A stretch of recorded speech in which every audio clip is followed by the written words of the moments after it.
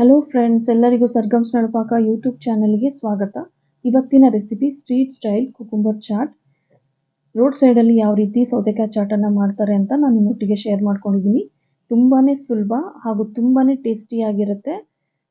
ಇದನ್ನು ಮಾಡೋದು ಕೂಡ 1-2 ನಿಮಿಷದಲ್ಲೇ ಮಾಡಿ ರೆಡಿ ಆಗಿಬಿಡುತ್ತೆ. ತುಂಬ ಈಸಿಯಾಗಿರುತ್ತೆ. ಇದಕ್ಕೆ ಏನೆಲ್ಲ ಸಾಮಗ್ರಿಗಳು ಬೇಕು ನೋಡ್ಕೊಳ್ಳೋಣ ಬನ್ನಿ. ಮೊದಲಿಗೆ ನಾನು ಒಂದು ಸೌತೆಕಾಯಿನ ಈ ರೀತಿ ಕಟ್ ಮಾಡ್ಕೊಂಡಿದ್ದೀನಿ.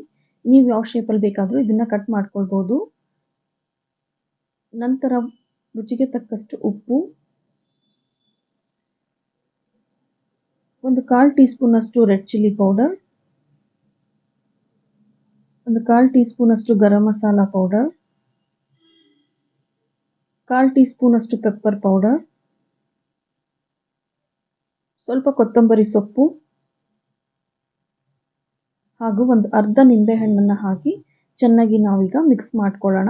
ನೋಡಿದ್ರಲ್ಲ, ಇದಕ್ಕೆ ಬೇಕಾಗುವ ಸಾಮಗ್ರಿಗಳು ಇಷ್ಟೇ. ತುಂಬಾ ಸುಲಭ ಹಾಗೂ ತುಂಬಾ ಬೇಗ ಆಗುತ್ತೆ.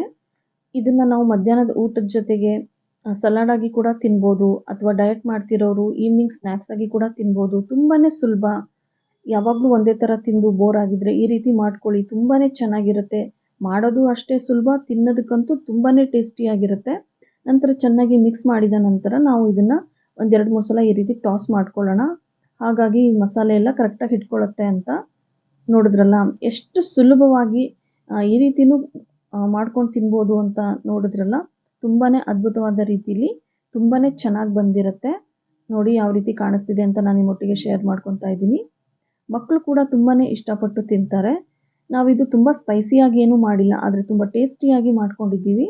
ಹಾಗಾಗಿ ಮಕ್ಕಳು ಕೂಡ ತುಂಬಾ ಇಷ್ಟಪಟ್ಟು ತಿಂತಾರೆ. ನೋಡಿದ್ರಲ್ಲ, ನಮ್ಮ ಸ್ಟ್ರೀಟ್ ಸ್ಟೈಲ್ ಕುಕುಂಬರ್ ಚಾಟ್ ಈಗ ರೆಡಿಯಾಗಿದೆ. ಮತ್ತೆ ಸಿಗೋಣ ನಮ್ಮ ಮುಂದಿನ ರೆಸಿಪಿಯಲ್ಲಿ. ಅಲ್ಲಿ ತನಕ ಟೇಕ್ ಕೇರ್, ಬಾಯ್.